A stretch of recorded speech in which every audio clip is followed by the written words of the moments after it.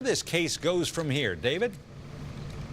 And Jim, I can tell you that given the severity of this case and given that the suspect is actually facing charges in an unrelated case, felony charges at that, out of Nevada, the judge made it clear. He says, I do not want him out of jail, at least until trial. And that trial is set for March. Dane is accused of running a stop sign while driving his food truck back in September. That truck then crashed into another vehicle. It was a devastating scene.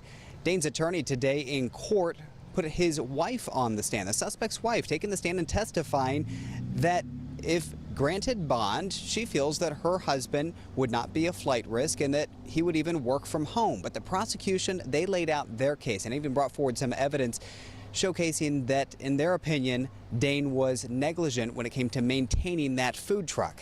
Now, that crash, it killed 39-year-old Erin Kaplan. She wasn't alone in that car. In fact, 4 other people, her kids and her mom, also in that vehicle, also got injured.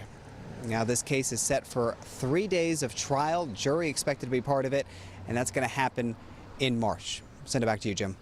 All right, David Culver. David, thank you. Thousands of car owners are ignoring safety recall notices and maybe putting themselves and other people at risk. This recall resistance is forcing an automaker to take unprecedented action.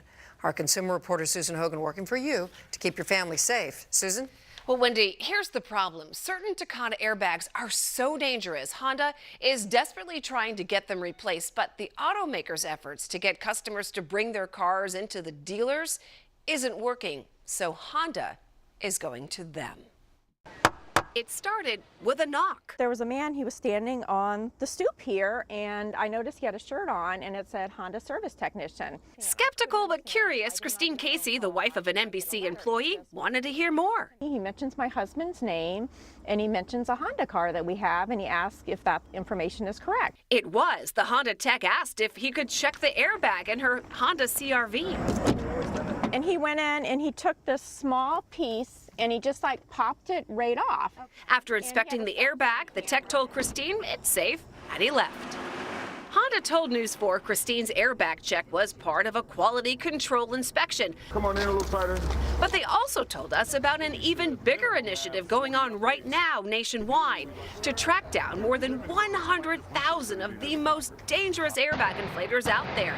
The so-called alpha inflators only found in Honda vehicles, but locating the cars isn't easy.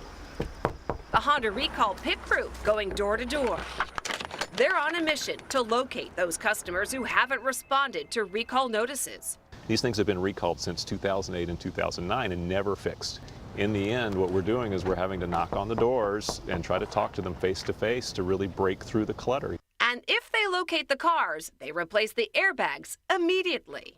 This recall resistance goes well beyond Honda and beyond Takata. In fact, the government and automakers are struggling to convince drivers to get their cars' dangerous defects fixed.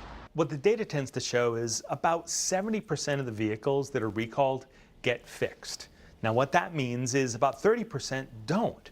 And those numbers are even higher in terms of the folks who don't get them fixed for older vehicles. In those cases, paperwork might be missing, or it could be something else. Customers may be just too busy. If you knew you could get your vehicle in, get out in a half an hour, they had the part, and everything was simple, I think that would really help people to comply easier.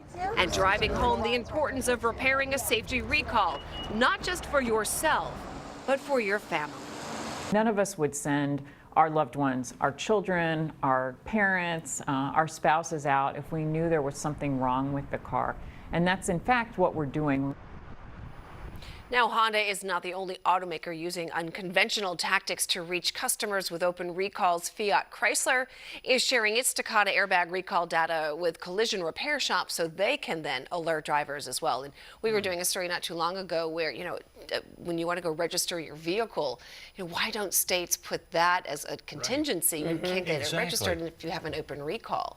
So there's a lot of things in motion right now to get something like that. I mean, open recalls are so dangerous out there. But I love them going door to door.